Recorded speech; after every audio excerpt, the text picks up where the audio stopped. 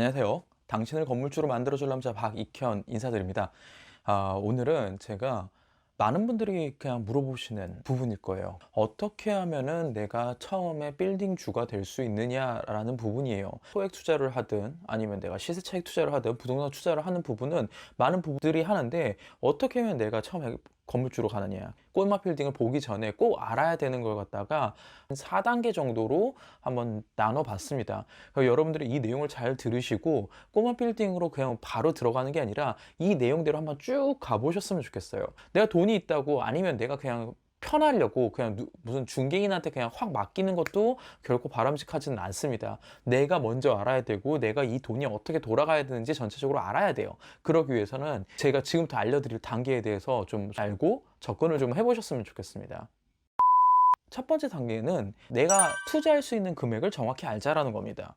내가 투자할 수 있는 금액, 그러면 그냥 단순하게 나 돈 얼마 있어요 라고 생각하실지 모르겠는데, 내가 투자할 수 있는 돈, 내가 건물을 살 수 있는 돈은 어떻게 보면 크게 두 갈래예요. 하나는 내가 진짜로 갖고 있는 돈, 또 다른 돈은 내가 대출을 끌어서 할 수 있는 돈. 이렇게 두 갈래로 나뉘어집니다. 두 가지가 합쳐졌을 때 내가 진짜 부동산 투자를 할 수 있는 금액이 되는 거예요. 첫 번째 가용자금 같은 경우에는 뭐 여러 가지 금액의 편차는 있을 수 있지만, 만약에 지금 여러분들이 서울에 있는 건물을 산다고 한다면 못해도 한 10에서 15억 성 정도의 가용자금은 갖고 있어야 됩니다. 그리고 나서 대출을 일으킨다고 하면은 그 이상의 금액을 투자를 할 수 있어요. 대출이라고 한다 그러면 어떤 대출이 있을까요? 첫 번째로는 담보대출이 있겠죠. 이 물건에 따른 담보대출인데, 정확하게는 이 물건의 매매 금액 기준이 아니라 감정평가 금액 기준으로 해서 그 돈의 대출을 이끌어낼 수 있습니다. 그리고 두 번째는 신용대출이겠죠. 신용대출은 개인 같은 경우는 그 소득 금액, 그리고 법인 같은 경우는 뭐 재무제표 이런 상태에 따라서 받을 수 있는 신용대출 금액이 다 다를 거예요. 마지막으로 우리가 또 알아봐야 되는 건 뭐냐면 RTI라고 해서 임대업 이자 상환 비율, 그 RTI 규제 여부가 있습니다. 이 규제 여부에 따라서 내가 대출을 받을 수 있는 또 금액대가 되게 달라져요. 여러분들이 가용자금뿐만이 아니라 이런 대출금 규모에 따라서 내가 총 살 수 있는 건물의 금액이 결정이 됩니다. 결과론적으로는 개인 명의로 건물을 산다 그러면은 10억 정도를 내가 소유하고 있다, 그럼 한 20억 정도의 건물을, 법인 명의로 사게 된다 그럼 한 30에서 40억 정도의 건물을 사실 수가 있어요. 내가 갖고 있는 금액과 내가 받을 수 있는 대출금을 합해 가지고 어느 정도의 건물을 살 수 있겠다라는 걸 정도를 먼저 여러분들은 알고 계셔야 돼요. 그래야만 그 다음에 내가 이 물건지를 갖다가 선택을 할 수가 있겠죠. 두 번째는 투자 금액에 따른 계획서를 갖다가 세우는 일입니다. 내가 이제 1단계에서 어느 정도의 금액으로 내가 어느 정도 수준의 건물을 할 수 있는지 알았잖아요. 그러면 여기서 조금 더 디테일하게 들어가는 거예요. 투자 금액 계획서라는 거는 처음에 매수하는 순간부터 해서 나중에 매도하는 순간까지 전체적인 그림을 그려보는 겁니다. 여러분들이 이 건물을 갖고 계속 갖고 계실 수도 있지만, 이 매수하는 순간부터 매도하는 순간까지 돈이 계속 들어가요.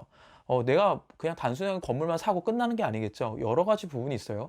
여기에 들어가는 비용을 갖다가 내가 꼼꼼히 디테일하게 알지 못하면은 나중에 내가 생각한 거 이상의 돈이 계속 들어갈 수 있어요.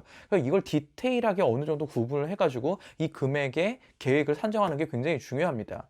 처음에 매입을 할 때는 투자금, 대출을 활용해서 대출할 수 있는 금액들, 그리고 취득세 같은 부분에 돈이 들어가는 부분이 있을 거예요. 취득세 같은 경우에는 또 주거용이냐 상가용이냐에 따라 다를 거고, 개인 명의로 하느냐 아니면은 일반 법인 명의로 하느냐에 따라서 또 그 취득세 비율이 되게 달라져요. 그렇기 때문에 이걸 내가 어떤 형태로 해서 이 건물을 취득할지, 그런 세금적인 비율을 좀 고려를 잘 하셔야 됩니다. 그 다음에 보유할 때 들어가는 비용들을 보면, 보유하고 있는 동안에는 내가 여기서 월세를 받고 있다 그러면 또 임대 소득이 발생하죠. 그럼 임대 소득에 따라 임대 소득세가 나오게 됩니다. 그리고 관리비가 직접 관리비, 간접 관리비 비용이 있겠고, 보유하고 있기 때문에 재산세, 종부세 같은 부분이 보유하고 있을 때 들어가는 비용을 따져볼 수 있을 거예요. 마지막으로 매각할 때 차익을 벌었다 그러면 그 양도소득세도 내야 되겠죠. 법인이라 그러면 뭐 법인세가 될 수도 있고, 이런 식으로 매입하는 순간부터 시작해서 매도하는 순간까지 들어가는 비용을 전체적으로 한번 다 짜보는 겁니다. 이 1년에 투자 금액 계획을 세움으로써 내가 그 처음에 투자하는 금액뿐만 아니라 더 들어가는 비용이 있다라는 거를 내가 계산을 해볼 수가 있어요. 세 번째는 이제는 건물을 한번 찾아보는 겁니다. 내가 원하는 지역을 선정을 하고 그 지역에서 또 내가 원하는 건물이 있는지를 확인해 보는 거예요. 그리고 그런 건물이 있다라고 하면은 인근 근방에 있는 공인중개사들을 만나보는 겁니다.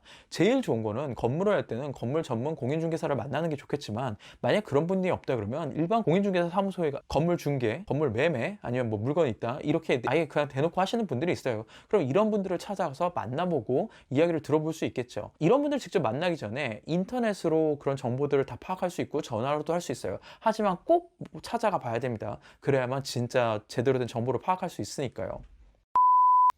네 번째는 이제 공인중개사들을 만나서 내가 정말 알아야 되는 중요한 정보들이 있어요. 그걸 갖다가 정확하게 파악을 해야 됩니다. 그 공인중개사와 만나면서 내가 진짜 파악해야 되는 정보 첫 번째는 바로 수익률입니다. 내가 그냥 건물을 찾아간다 그러면 공인중개사 분들이 얘기를 해줍니다. 근데 이게 되게 오류가 많이 섞여 있어요. 그분들의 일반론적인 이야기로 할 수 있는데 이 수익률은 그분들이 보통 맥스로 얘기하는 경우가 많아요. 왜냐? 비용이라는 게 투자금만 들어가는 게 아니라 여러 가지 세금적인 부분들이 있잖아요. 이 수익률을 계산할 때 우리가 수익률을 어떻게 계산하죠? 이런 식으로 계산하죠. 근데 여기서 좀 더 따져볼 게 있어요. 일회성의 취득세라든지 중개 수수료라든지, 아니면 만약에 내가 그 건물을 사게 됐을 때 수리가 필요하다 그러면 수리비 같은 게 들어갑니다. 그리고 주기성으로 또 들어가야 되는 비용이 있겠죠. 임대소득이 발생하면 임대소득세라든지, 그리고 내가 만약 개인 명의로 했을 때 타소득이 발생하면 이걸 합산과세를 해서 내야 되는 그런 비용도 발생할 수 있어요. 또한 공실이 발생했을 때 공실에 따른 손해 비용도 고려를 해야 되겠죠. 이런 복합적인 걸 다 고려를 해서 수익률을 계산을 해야 되는 겁니다. 그냥 단순하게 쉽게 접근하려고 수익률 얼마예요? 이렇게 물어볼 게 아니라 진짜 찐 수익률을 알 수 있거든요. 그 다음에 입지 정보를 좀 들으셔야 돼요. 내가 이제 인터넷이나 책 같은 걸 통해서 그 지역을 알 수 있지만, 그래도 그 지역에 계신 공인중개사보다만큼 그 입지에 대한 정보를 많이 알 수는 없어요. 그분들을 통해서 입지 정보를 파악하면서 또 판단하겠죠. 이 건물이 주거형이냐 아니면 비주거형에 따라서 고려해야 되는 게 다릅니다. 만약 주거형이라 그러면은 주거형에서도 1, 2인 가구라면은 역세권 위치에 있는 게 되게 중요할 거고, 3, 4인 가구라면 당연히 학군이라든지 기타 편의시설이 되게 중요할 거예요. 그리고 비주거형으로 따지면 만약 상가형 건물이다 그러면은 상가형에 유리한 건물들이 있겠죠. 뭐 상가 입지 조건들, 대로변에 위치한다라든지 아니면 상권이 발달된 곳이라든지 이런 내용들이 있겠고, 이게 만약에 오피스 건물이다, 뭐 주차 대수라든지 역간 거리가 얼마나 되는지 이런 부분들이 있을 거예요. 이런 종합적인 정보를 좀 들으시는 게 되게 중요합니다. 그리고 내가 또 거기에 맞춰서 분석하는 게 굉장히 중요하겠죠. 그 다음에 내가 또 고려해야 되는 거는 바로 임대 수요입니다. 임대 수요 같은 경우는 현실에 맞게 돌아가는 정보가 굉장히 중요해요. 건물을 잘 샀다고 하더라도 여기 들어가는 임대료를 갖다가 정확하게 계산을 하지 못하면 수익률이 굉장히 차이가 많이 납니다. 공인중개사한테 물어봐서 실제로 나가는 월세의 금액을 정확히 알아야 되고요. 그 월세 금액을 정확히 알았으면 이 건물에 나오는 물건이 내 회전율을 갖다가 판단하는 게 중요해요. 한 개의 호실을 갖다가 올렸을 때 이게 얼마나 빨리 빠지는지, 그리고 빠지는 기간 동안 내가 만약에 버텨야 된다면 그 버티는 동안 발생되는 손해 비용이 있든 그게 얼마인지, 이런 것 갖다 전체적으로 파악하면서 이 임대 수요 시장을 또 알아볼 수가 있습니다.